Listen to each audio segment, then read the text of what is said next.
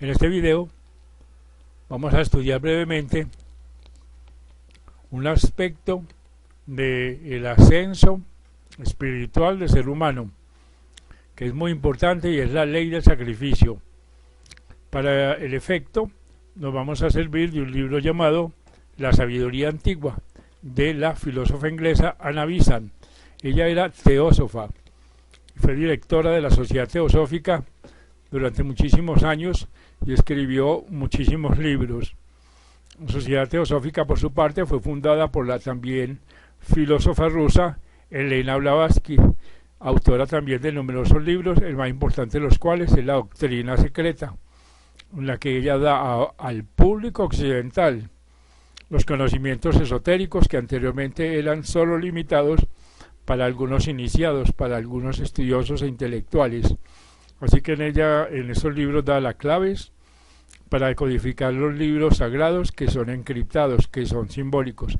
Ella era una experta en símbolos y en religiones comparadas, y era una experta en filosofía hindú, que es la madre de todas las religiones. Pero volviendo a nuestro objetivo, veamos lo que dice la señora Besant con relación a la ley del sacrificio. Y dice: el estudio de la ley del sacrificio sigue naturalmente al estudio de la ley del karma. Como observa un maestro, es igualmente necesario para el mundo conocer una y otra, ya que por un acto de sacrificio espontáneo se manifestó el logos para emanar el universo. Por el sacrificio subsiste este mundo, y finalmente por el sacrificio alcanza el hombre la perfección. Síguese de aquí que toda religión procedente de la sabiduría antigua tiene como enseñanza fundamental el sacrificio, y que en la ley de sacrificio radican algunas de las más profundas verdades del ocultismo.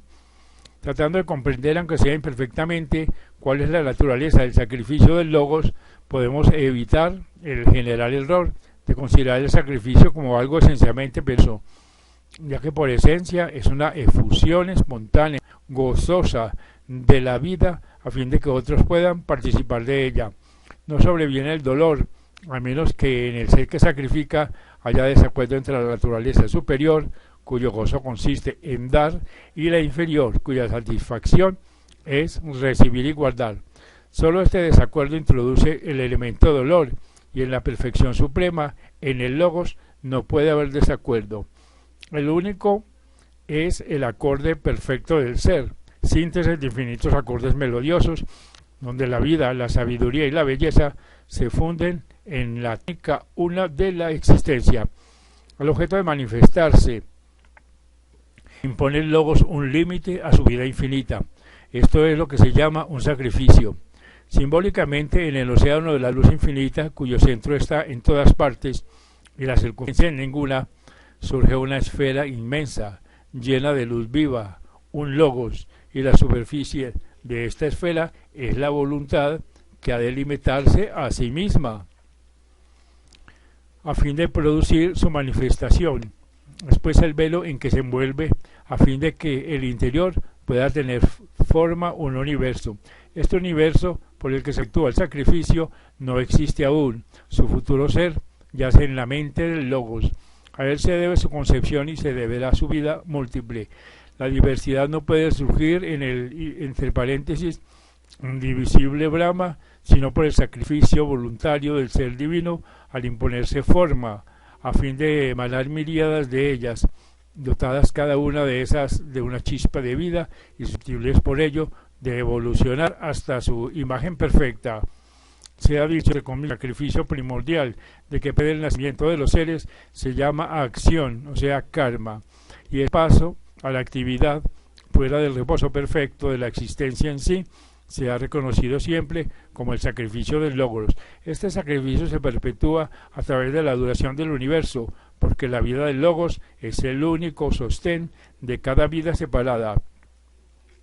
Él mismo circunscribe su vida a cada una de las formas infinitas que engendra, soportando todas las restricciones y limitaciones que implica cada una. De cualquiera de ellas puede resurgir, no importa el momento, el Señor infinito, llenando con su gloria el universo, pero solo por una sublime paciencia, por una expansión lenta y gradual, puede desarrollarse cada forma hasta ser como él, un centro independiente de ilimitado poder. Por esto se encierra en formas y soporta toda imperfección hasta que tal criatura alcance la perfección y es semejante a él, una con él, conservando intacto el hilo de la memoria individual. Esta efusión de vida del Logos en las formas constituye parte del sacrificio original y entraña la dicha del Padre Eterno al enviar sus hijos al mundo en forma de vidas separadas a fin de que cada una pueda envolver una identidad imperecedera y acordar en nota, en armonía con las demás para entonar el himno eterno de felicidad e inteligencia y vida. Esto indica la naturaleza esencial del sacrificio, cualquiera que sean los elementos que se entremezclan en esta noción fundamental. El sacrificio, pues, es la efusión espontánea de la vida divina, a fin de hacer de ella partícipe a los demás seres, de traer a otros a la existencia y manifestarlos hasta que puedan subsistir por sí mismos. Y esto es expresión de la alegría divina, porque siempre es gozoso el ejercicio de la actividad como expresión de la potencia del operante. El pájaro goza entonando sus gorjeos y vive entusiasmado por su canto. El pintor se regocija por las creaciones de su obra, en el plasmo de su idea. La actividad esencial de la vida divina no puede ejercerse sino en don, puesto que nada hay que pueda recibir. Si necesita ser activa y toda vida manifestada es movimiento activo, debe necesariamente efundirse. De aquí que el signo del espíritu sea el don, porque el espíritu es la vida divina, activa en todas sus formas. Continúa la señora Bizat. Pero la actividad esencial de la materia consiste, por otra parte, en recibir, y al recibir las influencias vitales se organiza en formas mantenidas por la comunidad de dichas influencias que al cesar las disgregan. Toda actividad de la materia tiene este carácter receptivo, y sólo por recibir subsiste como forma, y por esto siempre toma, sujeta y retiene. La persistencia de la forma depende de su poder de abarque y contención. Así atraerá hacia ella todo cuanto pueda, cediendo de mal grado lo que haya que dejar. Tener y retener es su única alegría, y el dar es muerte para ella. Fácilmente podemos ahora ver cómo surge la idea de que el sacrificio fue sufrimiento. Mientras la vida divina se deleita en el ejercicio de su actividad con la donación, aun cuando incorporada en esta forma, no cuida de si esta forma perece por el don, y preocúpase únicamente de que es una expresión pasajera y un medio de su individual crecimiento. Por el contrario, la forma que siente escaparse las fuerzas vitales clama angustiada, ejerce su actividad en retener la vida resistiendo a la corriente de difusión. El sacrificio disminuye las energías vitales que la forma reclama como suyas y agotándolas totalmente deja que la forma perezca.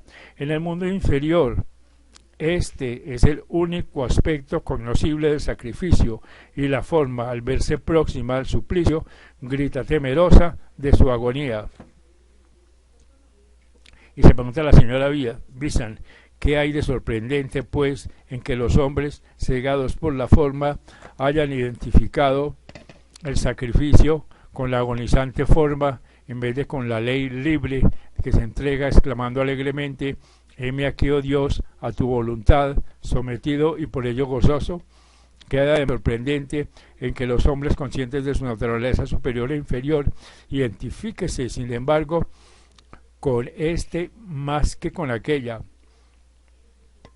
hayan sentido las angustias de la naturaleza inferior, de la forma, como angustias propias, sintiendo que ellos aceptan el sufrimiento al resignarse a una voluntad más alta y consideran el sacrificio como la aceptación devota y resignada del dolor, mientras el hombre, en vez de identificarse con su vida, se confunda con la forma, no podrá examinar y eliminar del sacrificio el elemento dolor. Pero el dolor no puede subsistir en un ser perfectamente armonizado, porque la forma es entonces el vehículo perfecto de la vida que con igual complacencia recibe o abandona. El dolor cesa al cesar la lucha, porque el sufrimiento procede de traqueteos, frustraciones en movimientos antagónicos. Cuando la naturaleza opera en perfecta armonía, no existen las condiciones de que el dolor dimana. Siendo así la ley de sacrificio la de la evolución de la vida en el universo, vemos que cada peldaño de la escala se franquea por el sacrificio. Así, la vida se funde para renacer en otra forma más elevada, mientras muere la forma que la contiene. Aquellos cuya mirada se detiene en las formas perecederas no ven en la naturaleza sino un gran osario, pero quienes ven que el alma inmortal se escapa para animar formas nuevas y más elevadas, escuchan en todo instante el gozoso himno de la renaciente vida. En el reino mineral, la mónada evoluciona por la ruptura de sus formas para la producción y mantenimiento de las plantas. Los minerales se agregan a fin de que sus materiales puedan reconstruir las formas vegetales. La planta saca del suelo sus elementos nutritivos, disociándolos y asimilándolos a sus propias sustancias. Así las formas minerales perecen a fin de que las vegetales crezcan, y esta ley del sacrificio, esculpida en el reino mineral, es la ley que evoluciona toda vida y toda forma. Así que la vida pasa, pero la moneda evoluciona para producir el reino vegetal, siendo el padecimiento de las formas inferiores condición indispensable para la aparición y mantenimiento de las superiores. El proceso se repite en el reino vegetal, cuyas formas quedan a su vez sacrificadas por las que puedan producirse y crecer las formas animales. En todas partes, hierbas, semillas y árboles perecen para el mantenimiento de los cuerpos animales. Sus tejidos se disgregan a fin de que el animal pueda asimilarse a los materiales que los componen para edificar su cuerpo. De nuevo, la ley del sacrificio rige en el mundo, y esta vez el reino vegetal. La vida subsiste, las formas perecen, la monada evoluciona para producir el reino animal, y los vegetales se sacrifican a fin de que las formas animales engendrarse y mantenerse. Hasta aquí la idea del sufrimiento apenas se asocia a la del sacrificio, pues como hemos visto en el curso de nuestro estudio, los cuerpos astrales de las plantas no están suficientemente organizados para las sensaciones agudas de placer o de dolor. Pero cuando consideramos la ley del sacrificio en el reino animal, no podemos por menos de reconocer que el dolor se asocia a la ruptura de las formas. Puede decirse que la suma del dolor ocasionado cuando en el estado de la naturaleza, entre comillas, un animal le hace a otro presa suya, es comparativamente insignificante en cada caso particular, habiendo sin embargo dolor. En verdad no puede decirse también que el papel que desempeña ayudando a la evolución de los animales acrecienta el hombre considerablemente ese dolor, vigorizando los instintos depredatorios de los animales carnívoros en vez de debilitarlos. Sin embargo, no es él quien ha infundido esos instintos en el animal, aunque los haya puesto a su propio servicio para sus propósitos, y en innumerables variedades de animales carniceros en cuya evolución no ha ejercido el hombre influencia directa. Las formas se sacrifican para el mantenimiento de otras, como en los reinos mineral y vegetal. Así pues, la lucha por la existencia siguió su curso desde mucho antes que el hombre apareciese sobre escena y acelerase la evolución de la vida y de las formas, mientras el dolor inherente a la destrucción de las formas comenzaba en su larga tarea, hacer sentir a la mónada evolutiva el carácter transitorio de todas las formas y la diferencia entre las formas que perecen y la vida que subsiste. Así pues, la naturaleza inferior de lo ha evolucionado según la misma ley de sacrificio que rige en los bajos reinos, pero con la efusión de la vida divina que da a la mónada humana, sobreviene un cambio en la manera de operar de la ley de sacrificio como ley de vida. En el hombre es preciso desenvolver la voluntad, la energía automotora, la iniciativa. El impulso que fuerzan los reinos inferiores, el curso de la evolución, no puede emplearse aquí sin paralizar el crecimiento de ese poder nuevo y esencial. No se pide al mineral, ni a la planta, ni al animal la aceptación de la ley de sacrificio como ley de vida escogida voluntariamente. Se le impone desde el exterior e impele su desarrollo por necesidad ineludible. Pero el hombre debe tener la libertad de escoger indispensablemente para el desarrollo de una inteligencia dotada de conciencia y discernimiento. Entonces surge el siguiente problema: cómo esta criatura libre en escoger ha de aprender, sin embargo, a escoger la ley del sacrificio cuando se halla aún en estado de organismo sensible, temiendo el dolor que es inevitable en la ruptura de la forma. Se pregunta la señora Visan. Y luego afirma: esa de muchas eternidades analizada por una criatura de inteligencia continuamente creciente habría podido sin duda llevar al hombre a descubrir que el sacrificio es la ley fundamental de la vida, pero en esto, como en tantas otras cosas, no quedó sin ayuda y abandonado a sus propios esfuerzos. Los divinos instructores estaban allí, al lado del hombre en su infancia. Proclamaron con autoridad la ley del sacrificio y en forma rudimentaria fue incorporada a las religiones en que se sirvieron a educar a la naciente inteligencia de los hombres. Inútil era exigir de aquellas almas infantiles un abandono espontáneo de los objetos que les parecían más apetecibles, objetos cuya posesión garantizaba su existencia formal. Había que conducirlos por un camino destinado a elevarlos seguramente, pero por grados, hasta las alturas sublimes del sacrificio voluntario. A tal fin se le enseñó que no eran unidades aisladas, sino que como parte de un conjunto mayor, su vida estaba ligada a otras vidas, así inferiores como superiores, que su vida física estaba mantenida por las vidas inferiores, por la tierra y por las plantas, cuyo consumo constituía para la naturaleza un crédito que tenía que saldar. Viviendo el sacrificio de los demás seres, necesitaban sacrificar en cambio algo que pudiera mantener otras vidas. Nutridos debían nutrir, puesto que cosechaban los frutos producidos por la actividad de las entidades astrales presidentes de la naturaleza física, y tenía que compensar con ofrendas adecuadas las fuerzas gastadas en su provecho, y todos los sacrificios ofrecidos a esas fuerzas, como les llama la ciencia, o según la constante enseñanza de las religiones, a esas inteligencias directoras de la naturaleza física. El fuego disgrega rápidamente la materia física densa y restituye al éter las partículas etéreas de la ofrenda consumida. Así pues, las partículas astrales quedan pues fácilmente liberadas para que se asimilen las entidades astrales encargadas de sostener la fertilidad de la tierra y asegurar el crecimiento de las plantas. Así se mantiene el movimiento cíclico de la producción y el hombre aprende que está constantemente en curso en deuda con la naturaleza y que debe constantemente satisfacerla. El sentimiento de la obligación queda así implantado y nutrido en el espíritu, y el pensamiento humano recibe el estigma de ver hacia todo, hacia la naturaleza nutridora. Este sentimiento de obligación alíase estrechamente con la idea de que el cumplimiento del sacrificio es necesario al bienestar del hombre, y el deseo de prosperidad continua le lleva a pagar la deuda. No es todavía sino un alma infantil que aprende las primeras lecciones, y esta lección de interdependencia de las vidas, de la vida de cada ser dependiente del sacrificio de los demás, tiene capital importancia para su desarrollo. No puede todavía experimentar la divina dicha de dar.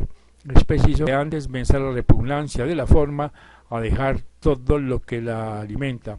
El sacrificio se identifica, pues, en el hombre primitivo con el abandono de una cosa estimada, abandono provocado por el sentimiento de la obligación, por una parte, y por otra, por el deseo de continua prosperidad.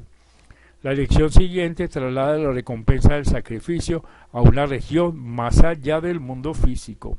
Primeramente, el sacrificio de los bienes materiales debe asegurar el bienestar familiar. Luego, el sacrificio de esos bienes materiales ha de proporcionar la dicha en el cielo más allá de la muerte. La recompensa ofrecida al sacrificio es de naturaleza más elevada. El hombre aprende que un bien relativamente permanente puede adquirirse por el sacrificio de un bien relativamente transitorio. Lección importante que conduce al discernimiento. La sujeción de la forma a los objetos físicos se trueca el apego a las dichas celestes. En todas las regiones exotéricas y en las religiones exotéricas vemos empleado por los sabios este procedimiento de educación, demasiado sabios para esperar que las almas jóvenes, el heroísmo sin recompensa, se contentan con sublime paciencia, con anhelar dulcemente en la espinosa vía de la naturaleza inferior a los niños indisciplinados confiados a su custodia. Gradualmente, los hombres se ven inducidos a subyugar su cuerpo, a dominar su inercia por el cumplimiento metódico de cotidianos ritos religiosos de carácter frecuentemente áspero, y sus actividades se reglamentan y canalizan siguiendo direcciones útiles. Así se ven impedidos a ofrecer la forma, a mantenerla sumisa a la vida, y el cuerpo adquiere el hábito de prestarse a obras caritativas y benévolas, obedeciendo a las exigencias de la voluntad, aun cuando ésta no sea ya estimulada todavía, sino por el deseo de recompensa en el cielo. Podemos ver entre los indos, persas y chinos cómo los hombres aprenden a reconocer sus múltiples obligaciones, a ofrecer por el cuerpo su sacrificio de obediencia y de veneración hacia los antepasados, los padres y los ancianos, a ser caritativos con delicadeza y buenos con todo el mundo. Poco a poco los hombres se ven obligados a desenvolver en el más alto grado el heroísmo y la abnegación, como atestiguan los mártires que entregan con gozo sus cuerpos a las torturas del potro antes que apostatar de sus creencias y traicionar su fe. Esperan en verdad una, entre comillas, corona de gloria en el cielo en recompensa del sacrificio de su forma física, pero no ya bastante haber vencido el apego a la forma física y haber hecho el mundo invisible de tal modo real que se le pueda tomar por el visible.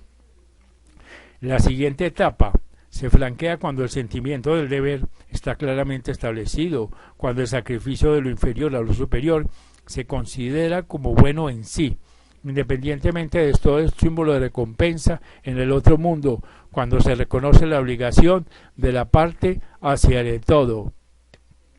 Y en fin, cuando el hombre siente que la forma que existe para el sacrificio de los demás debe en completa justicia servir a su vez sin derecho a alguna recompensa. El hombre comienza pues a comprender la ley del sacrificio como ley de la vida y a asociarse voluntariamente a ella. Comienza igualmente a dirigirse él mismo en su pensamiento de la forma que habita para identificarse con la vida evolucionante. Esto lo lleva por grados a experimentar cierta indiferencia por todas las actividades de la forma, menos por las consistentes en deberes que cumplir, y acaba por considerarlas todas como simples instrumentos para la utilización de energías vitales debidas al mundo, y no como acciones cuyo móvil sea el logro de un resultado. El hombre se eleva así hasta el punto antes ya señalado en este estudio, punto en donde cesa de engendrar el karma que le sujeta los tres mundos, en donde se une a la rueda de la existencia, porque es preciso que gire, pero no a causa de los objetos deseables que su revolución le puede procurar. Así pues, este es un adelanto de lo que puede ser la ley de sacrificio según las teorías teosóficas y según las filosofías hindúes.